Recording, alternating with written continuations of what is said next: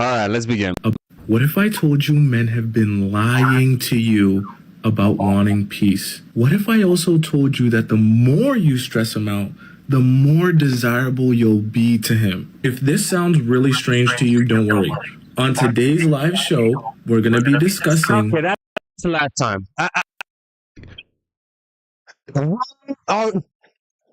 Okay, let's continue with it. What's funny is that I came up with this title through Thomasine, but every time I try to post a video, he's always doing a promo. So you always want to induce stress, and stress is not bad. If you're a people pleaser, you are afraid of stress yourself, so you're afraid to stress others out, and you don't want to do anything that might create any stress or cause any problems. But cause problems, create stress, queen. You absolutely want to do that because you want to be a little difficult. For example, if you're negotiating, one of the most important things with negotiation, even if you agree on the terms and you want the terms they're offering, put up a little struggle. Don't say yeah. Don't commit too early. Even though you want to commit, wait it out a little bit longer. Make them wait. Let that endocrine system pump some stress. Let them feel that heartbeat. Let them have to go to the hospital. No, I'm kidding. No, don't make them go to the hospital. But you need you stress. So that's what it's called. Not you stress. EU stress. E and the U stress. You know, that's the good stress, the kind of stress that makes a guy like you more, not the kind of stress that makes him freaking go like anyway. Because you want him to know immediately that there's work to be done here. It's not going to be an easy ride or a free ride. And so you want to create a level of stress. You gotta find out, what are we talking about here? Who are we talking about? If we're talking about like a healthy relationship where both of you guys love each other, then too much stress is not going to work. A little bit of stress. But if you guys are toxic and you're only stressing him out so that you could get the upper hand, then that type of stress was going to kill both of you guys. That causes him to have to operate. I don't like that follow. From an emotionally intelligent state. This way you get to see if this man is capable of solving problems. Is he capable of handling his own emotions? Is he capable of communicating effectively about what he feels? And if not, then you don't have anything invested because it's early and it's the beginning and you can move on. So you always want to induce stress, and stress is not bad. It's bad. Basically, put the effort in like you cannot be afforded. Show up like looking like $1 million, because the point is to attract those who can afford you. I genuinely hate that word, afford me. You can't afford me. Listen, people, that came from straight from Shira's mouth, 100%. Right now, I see Shira's energy, her spirit, spawning on her right now. Like, it's literally there. Look, that's a picture of Shira right there. Look, right there. Picture of Shira, right here. Shira has legit made dating for broke men difficult. But then again, we have to remember, she only talks about men that are rich. But the problem is that I believe like 25% of her followers and the people who don't know her videos too much don't know that. Yo, Shira, what are you doing, Shira? Shut up. Like, you will see, you will only attract men who A, have money, and B, like challenges in the high maintenance department. Yeah. But they cheat though. Because whenever men see you as a challenge that stresses them out in a good way, like gives them a good stress, they will bond to you more because they're vasopressin and testosterone. There you go with the fucking vasopressin and testosterone by these TikTokers. I freaking hate the biology books with these people, man, because they honestly, you could tell. Am I the only one who can tell? Look, I'm gonna be honest with you. I could easily look like someone who's a pseudo intellectual, right? But I like to think that I keep it homey enough to give you guys the impression that I don't think that way, right? Sometimes I'll put in big words here and there, but we keep it nice and chilled. But you just get the feeling from these TikTokers that they're just full of shit. You know, like it's I don't know, man. I don't know. Testosterone increases in that.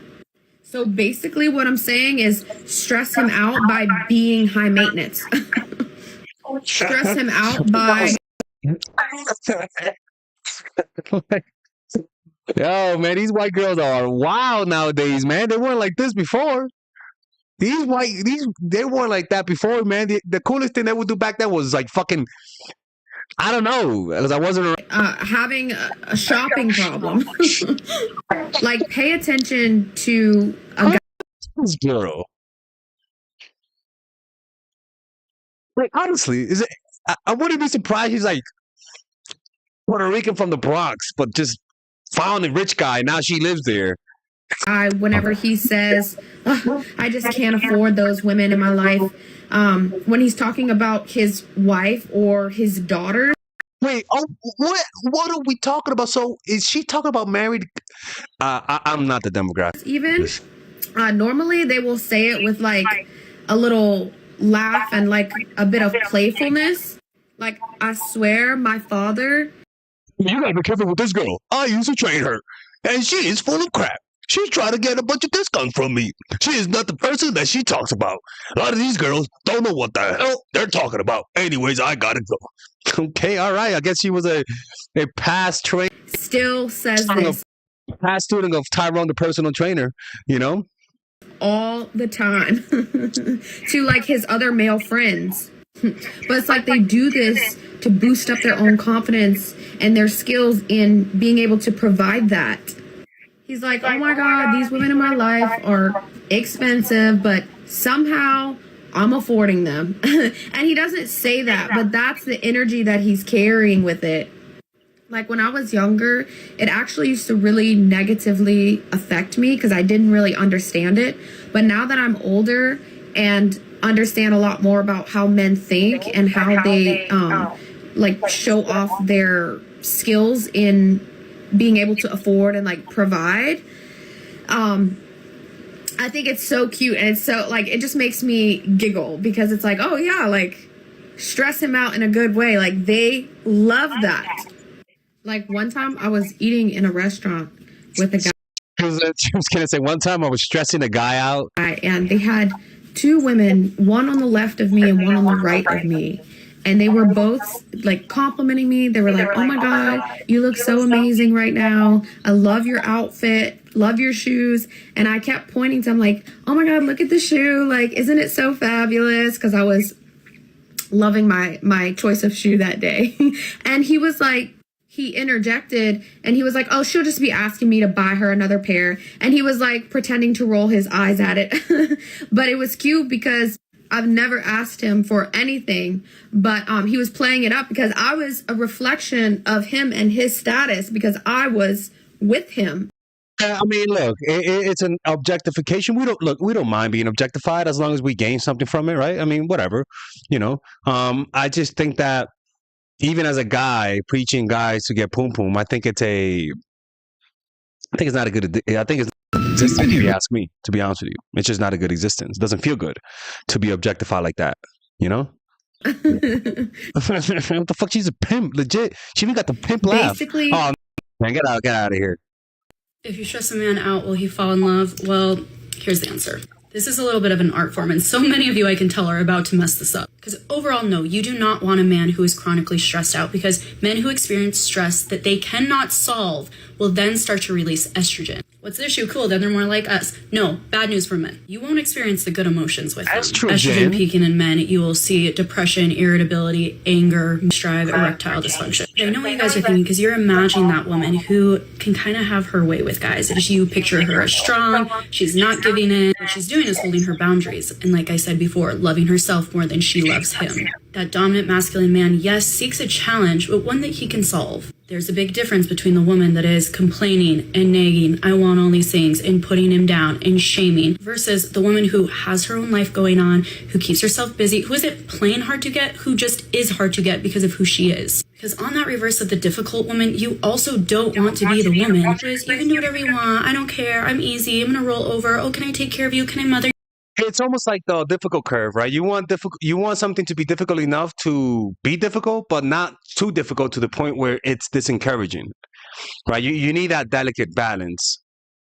Can I love you? What do you need when you have done absolutely nothing for me? Some of you are wild in my comments. You're saying you're exhausted because God forbid you're here and God forbid you're here and you're just need somewhere in the middle. You're overcomplicating it though, because most of you women actually naturally go here because you have a whole assload of attachment issues that make you feel unworthy, unlovable. So you pretend and try to put yourself in the box of being this perfect woman and doing so much for him with the hopes that maybe one day he will love you. Good news is you don't have to do all that. Maybe the bad news for some of you is if you want to attract a long-term committed relationship with that high-level masculine man who's going to protect, provide the dream, maybe you just don't say every single little thought that is in your head, kind of like you wouldn't with a friend or a coworker. Maybe we learn how to communicate. And learning to communicate based on those sex differences is going to be beneficial for what you desire in the long run. This is helpful for you. So no, we don't stress him out, but give him a challenge he can overcome. And that first starts with you and being someone that holds yourself to a higher regard, a high self-esteem, that has. That is very true. This is the least toxic version of her, not of her. Psych advice. This is the least toxic version of advice that I've seen. You know, her name is Psychic Advice. Go check her out, people. She was good. She looks like the Indian girl. Requirements and entry level for you to be with me. When he performs in a good way, in a respectful way, in a way that makes you feel good and safe and protected, then you get to reward him with your praise, your admiration, your softness, your femininity. Alex, okay? She's talking about self-respect. She's not talking about none of that shit. Hey, man, I don't appreciate the way you talk to Father Alex that way, okay? I'm a little sick and tired of you talking to Father Alex that way, okay? Talk to Father Alex with respect. He's a man who built this platform, and he gave you a platform. And here you are talking shit to him, demasculating him. Anyways, I gotta go. Oh, okay. See how Tyrone defends me? Do that now. You should do that too with me when people talk shit about me. And if he's a healthy masculine man, he will give back because he will want to make him fall in love with you, you have to stress him out, and I will die on this hill. It's become known that women fall in love through oxytocin, so any sort of physical touch, like kissing, hugging, sex, etc. Here.